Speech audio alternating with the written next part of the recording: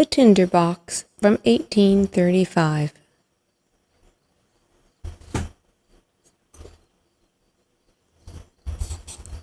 There came a soldier marching down the high road. 1, 2, 1, 2. He had his knapsack on his back and his sword at his side as he came home from the wars. On the road he met a witch, an ugly old witch, a witch whose lower lip dangled right down to her chest. "Good evening, soldier," she said. "What a fine sword you have there! What a big knapsack!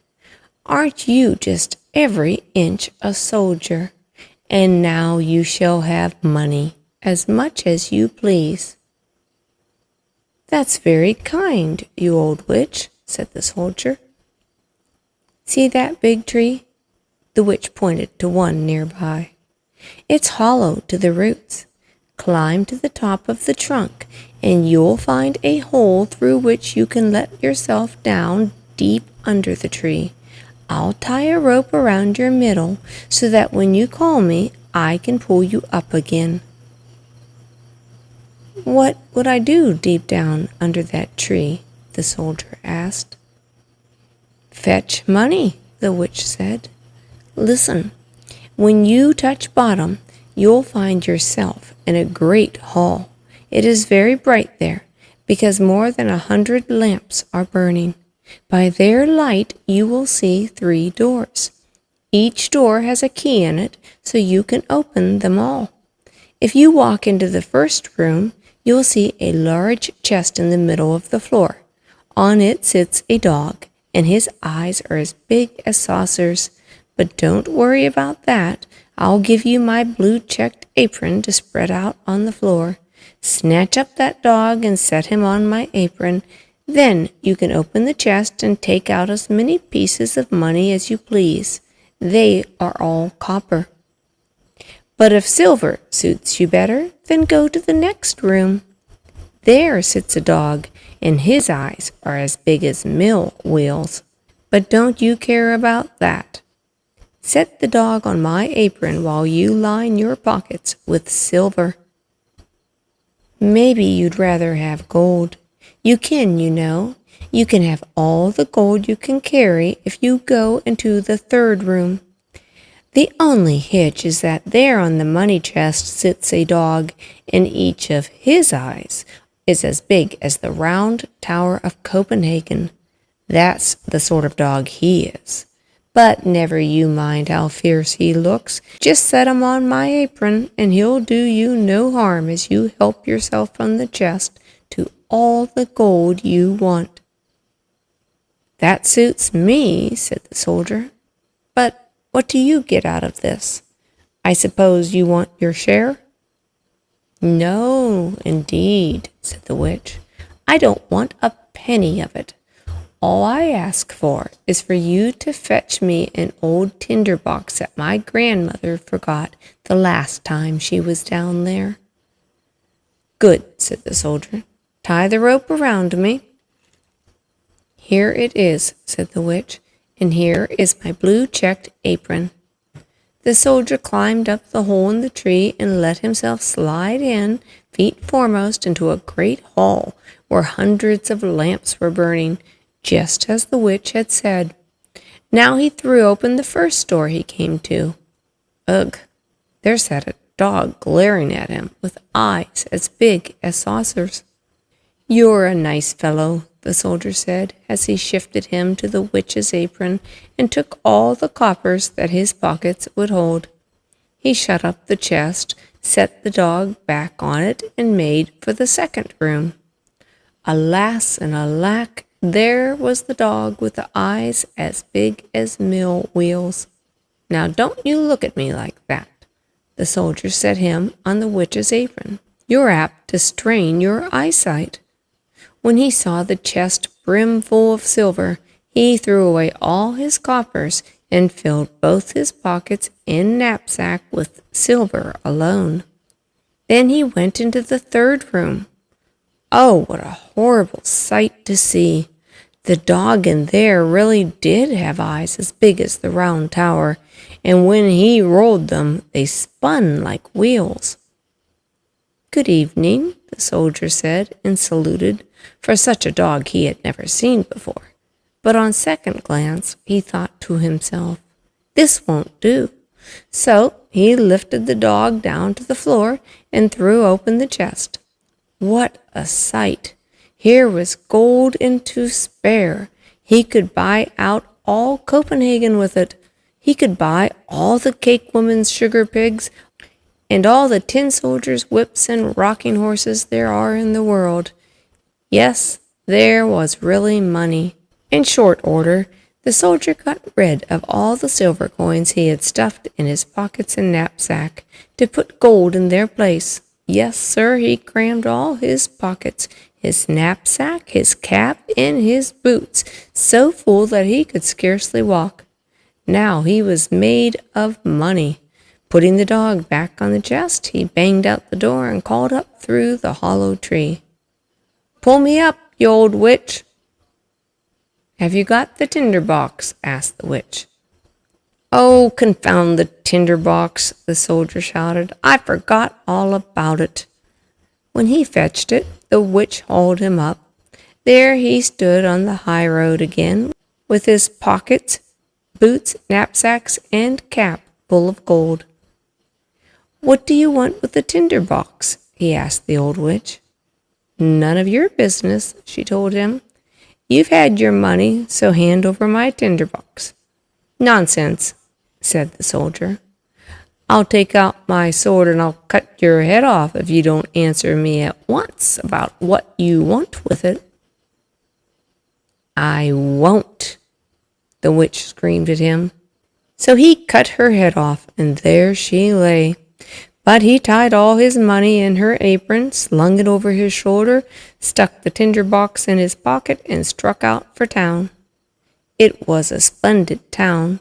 He took the best rooms at the best inns and ordered all the good things he liked to eat, for he was a rich man now because he had so much money. The servant who cleaned his boots may have thought them remarkably well worn for a man of such means, but that was before he went shopping. The next morning he bought boots worthy of him and the best clothes.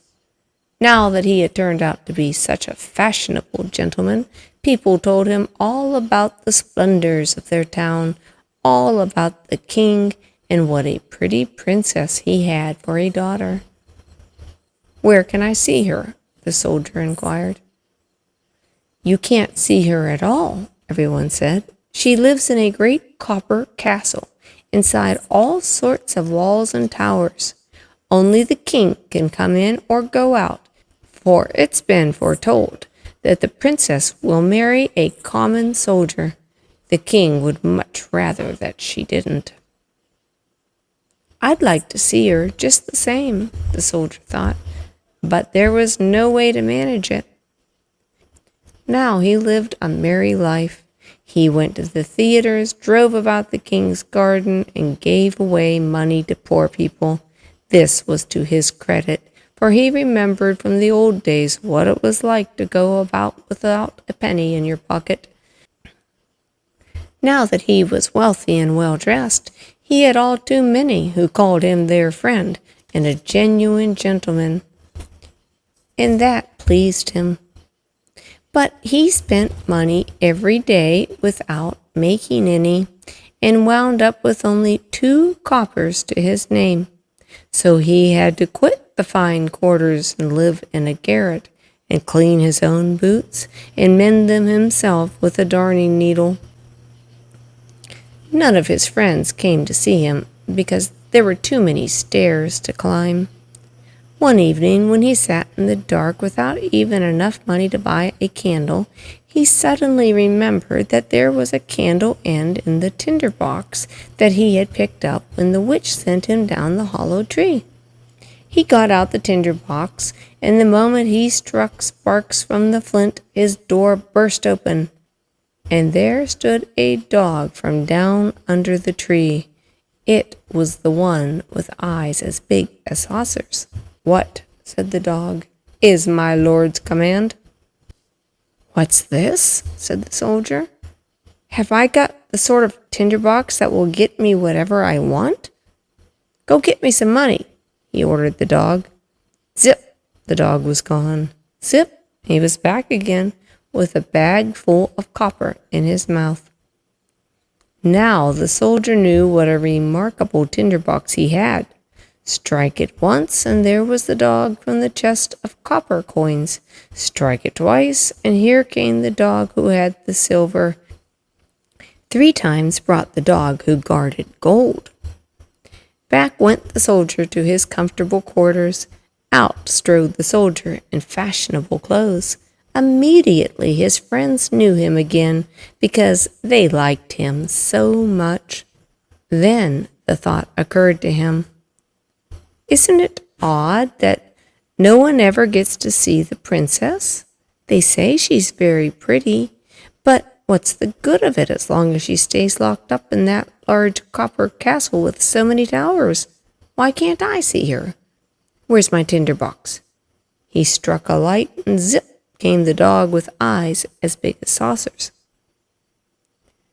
"It certainly is late," said the soldier, "practically midnight. But I do want a glimpse of the princess, if only for a moment." Out the door went the dog, and before the soldier could believe it, here came the dog with the princess on his back. She was sound asleep, and so pretty that everyone could see she was a princess. The soldier couldn't keep from kissing her because he was every inch a soldier. Then the dog took the princess home. Next morning, when the king and queen were drinking their tea, the princess told them about the strange dream she'd had, all about a dog and a soldier. She'd ridden on the dog's back, and the soldier had kissed her. "Now that was a fine story," said the queen. The next night, one of the old ladies of the court was under orders to sit by the princess's bed and see whether this was a dream or something else altogether. The soldier was longing to see the pretty princess again, so the dog came by night to take her up and away as fast as he could run. But the old lady pulled on her storm boots and ran right after them. When she saw them disappear into a large house, she thought, "Now I know where it is," and she drew a big cross on the door with a piece of chalk. Then she went home to bed, and before long the dog brought the princess home too. But when the dog saw that cross marked on the soldier's front door, he got himself a piece of chalk and he cross-marked every door in the town. This was a clever thing to do, because now the old lady couldn't tell the right door from all the wrong doors that he had marked. Early in the morning, along came the king and queen, the old lady, and all the officers to see where the princess had been. "Here it is," said the king when he saw the first cross mark. "No, my dear, there it is," said the queen, who was looking next door.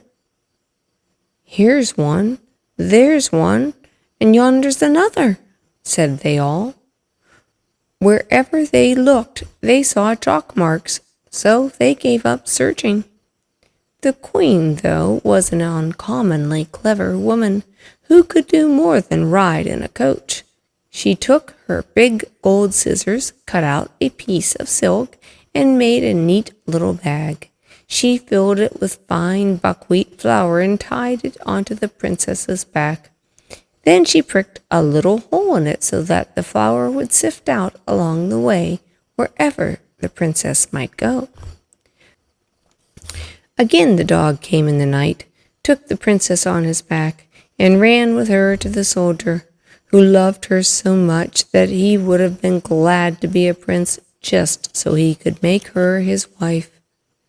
The dog didn't notice how the flour made a trail from the castle right up to the soldier's window, where he ran up the wall with the princess. So in the morning it was all too plain to the king and queen where their daughter had been. Then they took the soldier and they put him in prison. There he sat.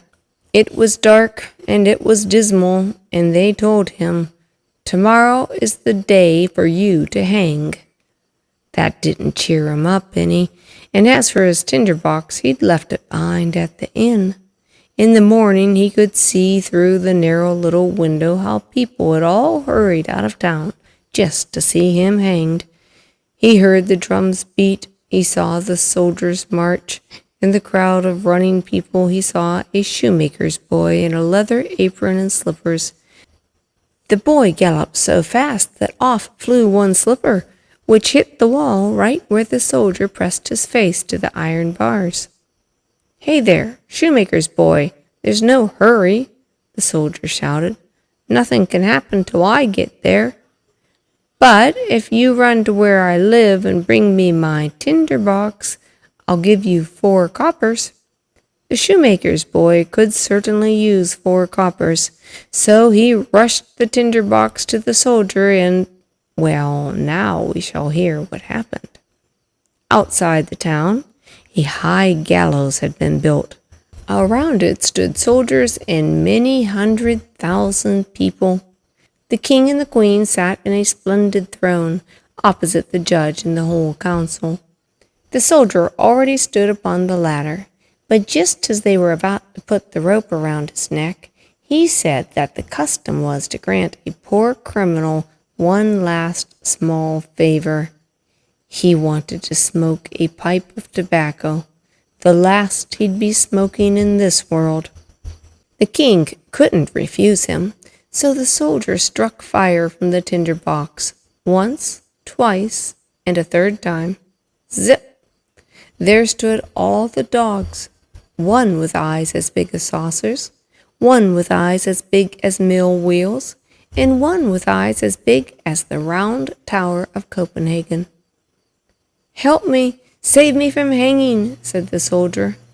Those dogs took the judges and all the council, some by the leg, some by the nose, and tossed them so high that they came down broken to bits. "Don't!" cried the king, but the biggest dog took him and the queen and tossed them up after the others. Then the soldiers trembled, and the people shouted, "Soldier, be our king, marry the pretty princess." So they put the soldier in the king's carriage. All 3 of his dogs danced in front of it and shouted, "Hurrah!" The boys whistled through their fingers, and the soldiers saluted. The princess came out of the copper castle to be queen, and that suited her just fine. The wedding lasted all of a week, and the 3 dogs sat at the table, with their eyes opened wider than ever before.